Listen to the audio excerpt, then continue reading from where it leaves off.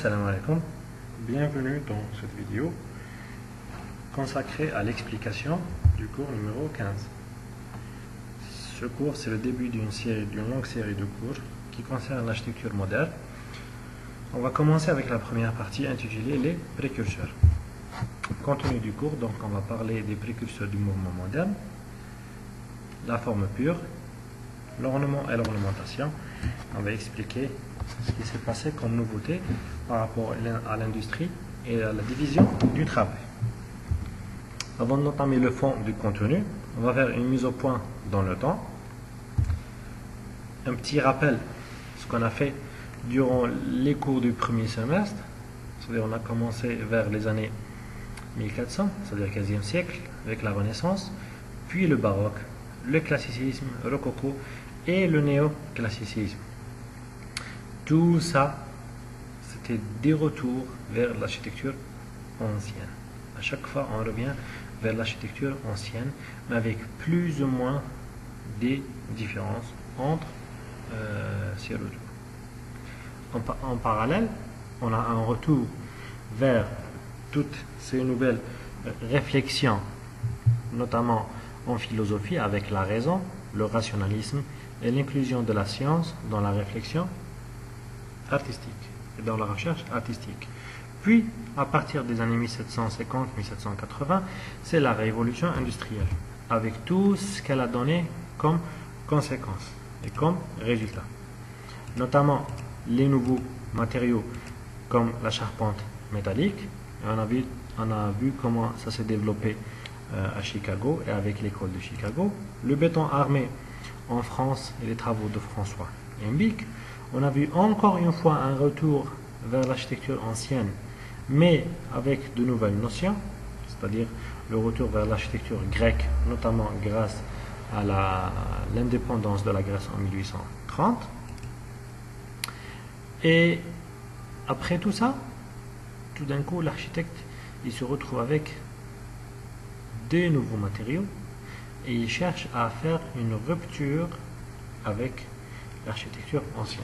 Donc on a fait une recherche d'une nouvelle forme d'architecture. Et c'était l'Art Nouveau. En Belgique, 1882, c'était la recherche d'un art totalement nouveau qui s'appelait l'Art Nouveau. Puis par la suite, on a tout ça. C'est ce qu'on va expliquer dans les prochains cours. Donc aujourd'hui, on est entre cette période charnière, c'est-à-dire entre les années 1880 jusqu'à 1907. Donc c'est le cours 15, il concerne cette partie à peu près. Alors, tout d'abord, on va essayer de faire une définition littéraire très rapide. Donc un précurseur, c'est une personne, un groupe, des gens qui, par leur action et leurs idées, ont ouvert la voie à d'autres personnes, à un mouvement. C'est-à-dire c'est les premières personnes qui ont essayé de réfléchir à quelque chose de nouveau. Donc c'est généralement des théoriciens, certains travaux à réflexion et parfois ce sont même des idées utopistes. Alors on va commencer par la première personne, c'est Henri van de Velde. Henri van de Velde, il a participé avec les gens en Belgique dans ce qu'on a appelé l'art total. L'art total, c'est réfléchir le projet architectural comme un ensemble où on travaille l'extérieur, on travaille l'intérieur, le mobilier intérieur, le design de tout ce qui se passe d'une manière totale, en utilisant les formes pures. Donc les formes pures, donc on va essayer de revenir vers les formes classiques et éviter un peu ces formes très ondulées de l'Art Nouveau. Donc c'était un architecte de l'Art Nouveau, mais beaucoup plus modéré. Il a essayé de montrer son idée dans sa maison construite en 1895. Donc durant cette période, l'Art Nouveau, c'était des formes ondulées, c'était des formes un peu exagérées, mais là, c'est plus sobre et plus rationnel que l'Art Nouveau de l'époque. À l'intérieur, on travaille un peu le mobilier urbain avec moins de courbures et on travaille même les tenues vestimentaires. Mais ce qui est très notable chez Van de Velde, c'est qu'il a proposé pour la première fois de différencier entre les deux notions, l'ornement et l'ornementation. Et l'ornement, c'est quoi? c'est l'intégration au sujet en vue d'une détermination fonctionnelle. L'ornementation, c'est une application au sujet. Ce n'est pas une intégration, c'est une application. Et l'objet qu'on va appliquer ne s'apparente pas avec le sujet. Ça paraît complexe, mais on va l'expliquer de manière très simple. Alors, si on va donner l'exemple d'une colonne. Une colonne, c'est un élément généralement cylindrique. Il a un aspect esthétique.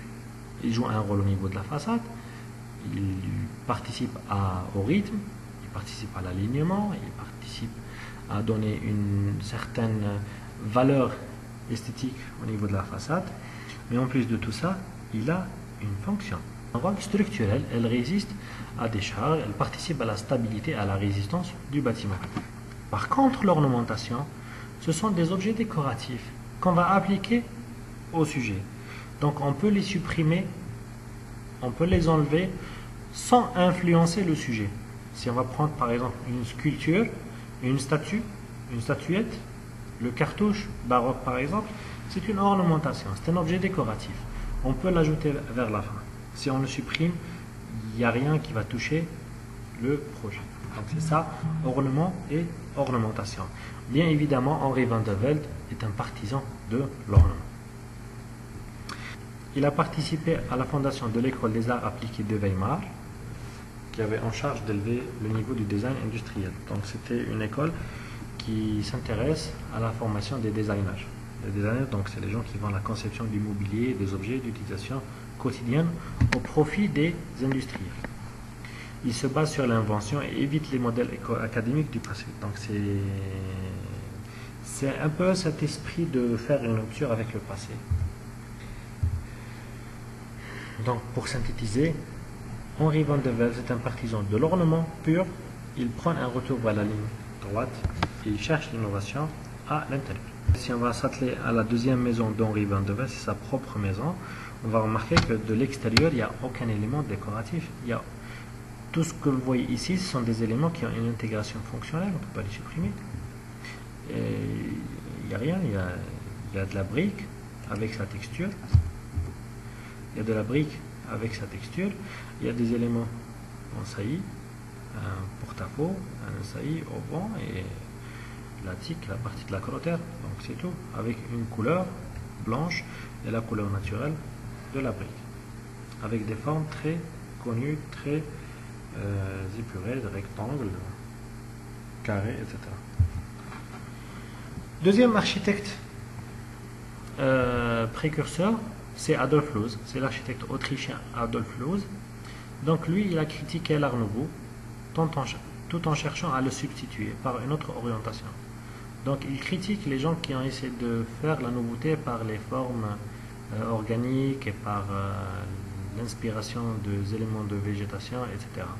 Pour lui, les théories fonctionnalistes et organiques de Sullivan sont une bonne solution pour avoir quelque chose de nouveau. En 1908, il publia l'ouvrage Ornement et crime. Et vous voyez qu'il qualifie l'ornement et l'ornementation. Pour lui, c'est la même chose, comme étant un crime. Il critique Henri van der Velde et l'Art Nouveau, et en considérant que toute la typologie ornementale, toutes les formes qu'ils ont inclus comme des éléments esthétiques n'ont aucune valeur culturelle. Donc ce sont juste des formes qui sont plus ou moins belles, mais qui n'ont aucun ancrage culturel. Adolf Loos, il qualifie l'ornementation de non seulement inutile, mais surtout un gaspillage d'énergie et de matériaux. Donc vous voyez que Adolf Loos, c'était carrément contre l'utilisation d'éléments superflus au niveau du bâtiment. Donc il faut utiliser juste le nécessaire. Tout ce qui n'a pas de rôle, c'est un gaspillage d'énergie et de matériaux. Selon lui aussi, l'élément de décoration, c'est une forme répressive de la culture bourgeoise. Et c'est une partie, une vérité. Parce que les gens qui n'ont pas d'argent, qui ne font pas partie de la classe bourgeoise, n'ont pas les moyens pour faire de la décoration. Donc pourquoi faire tout ça? Si on ne veut pas se montrer riche et bourgeois, il ne faut pas faire de la décoration. Qui représente Adolf Loos, c'est une habitation.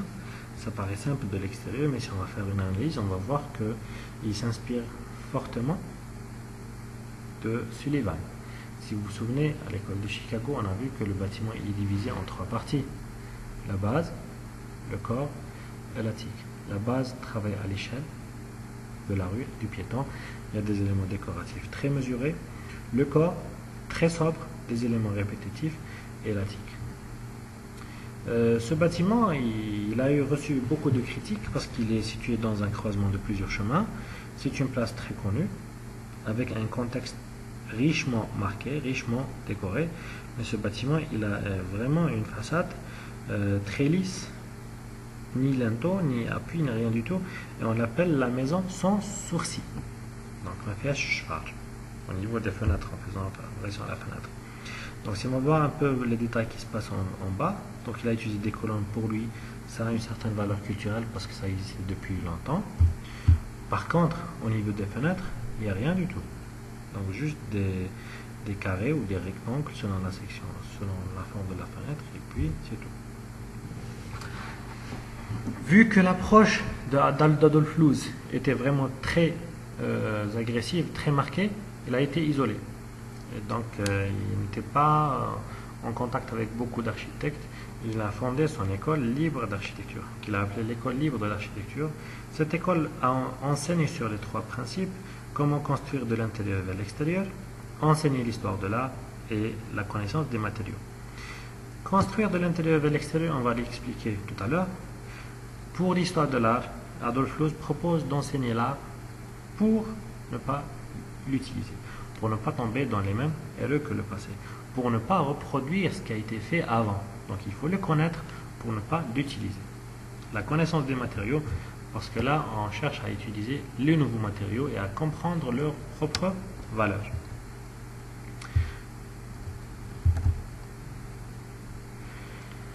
Pour Adolf Loos, l'intérieur est plus valorisé par son aspect volumétrique. Donc la réflexion est orientée alors en 3 dimensions, en laissant la façade comme élément secondaire. Et ça, c'est une première. C'est une première dans l'histoire de l'architecture où la façade n'est considérée qu'un élément secondaire, pensé en dernier lieu.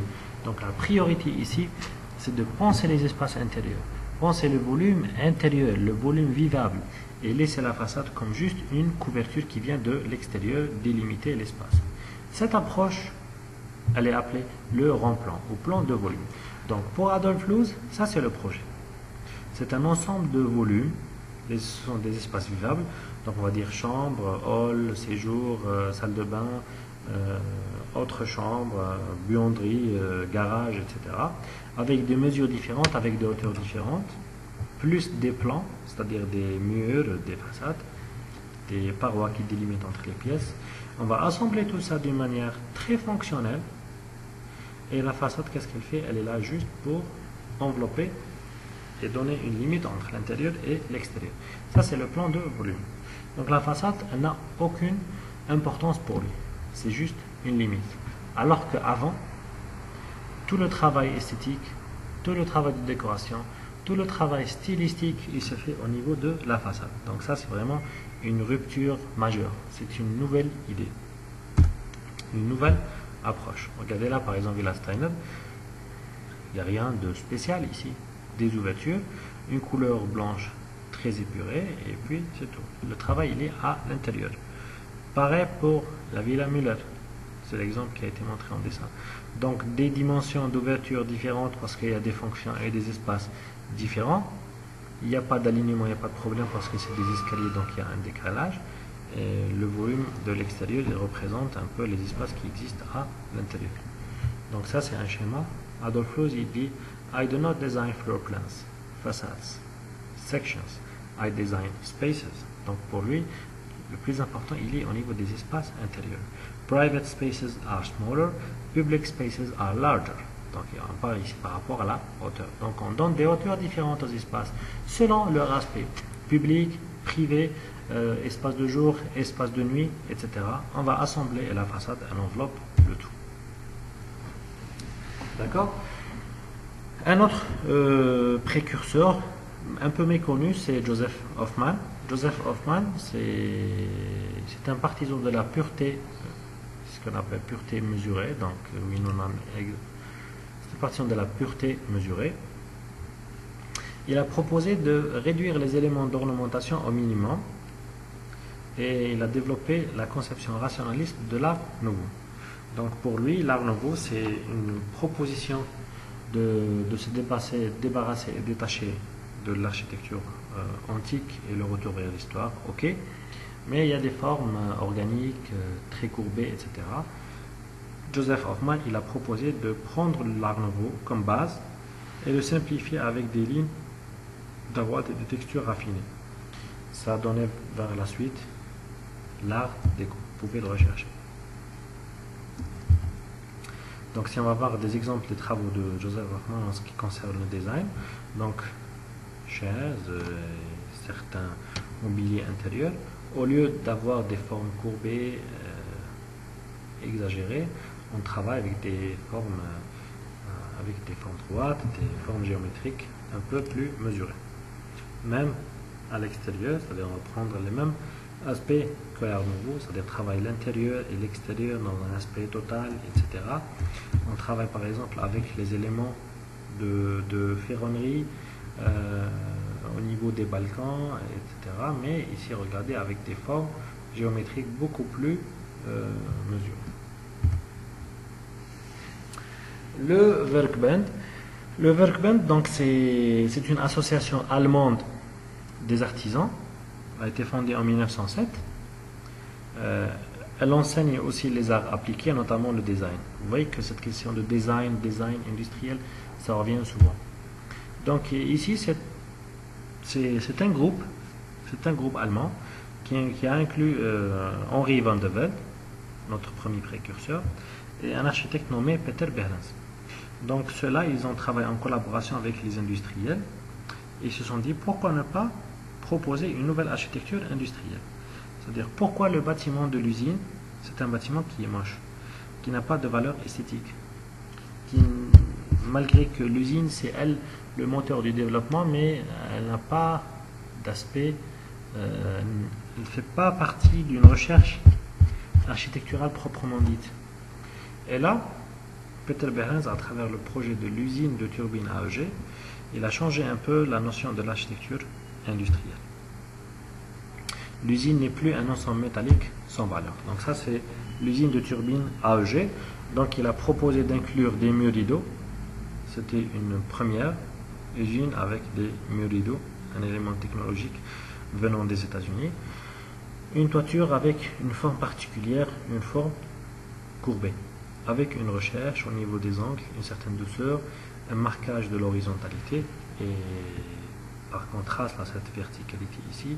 Donc quand même il y a une recherche formelle très intéressante et on commence à donner valeur à l'usine comme un produit et non seulement un producteur.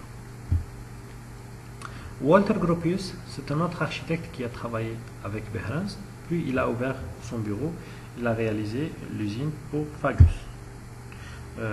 Dans cette usine, il a libéré les coins à travers un vitrage.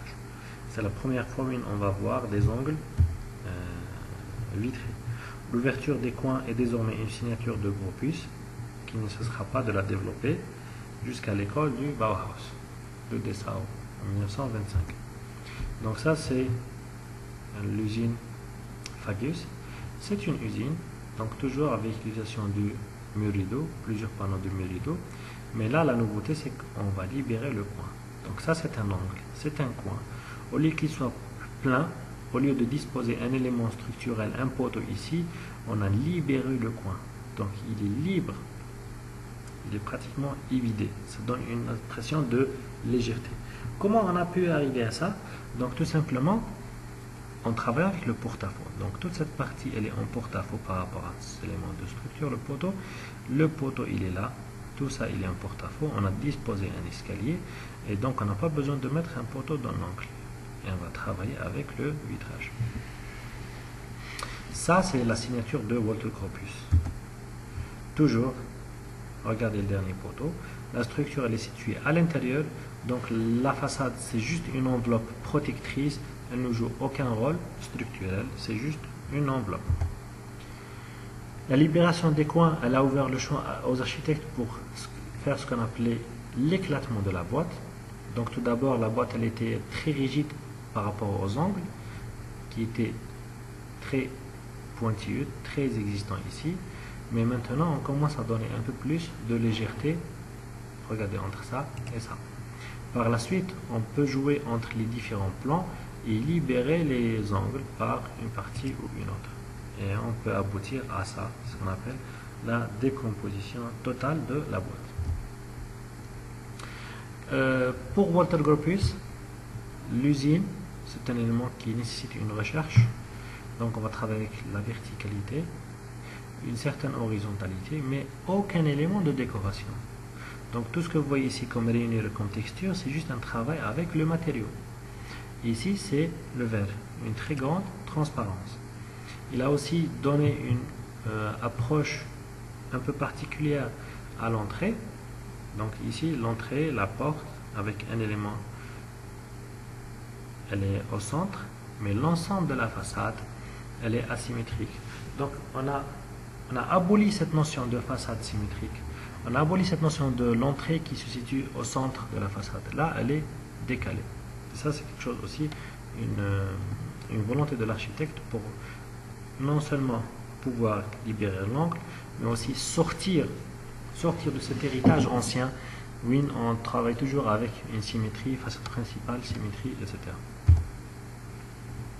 La vérité du matériau, c'est-à-dire on travaille avec la brique, on ne va pas la recouvrir, on la laisse apparente.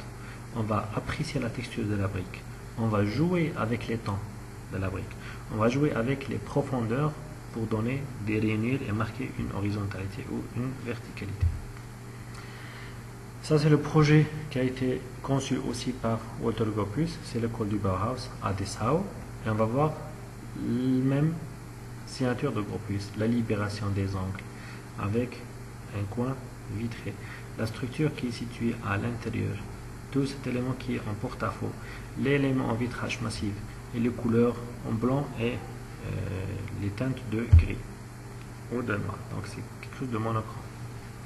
On va terminer avec cette nouvelle approche de division de travail, puisque Behrens et Gropius, ils ont travaillé beaucoup avec les industriels.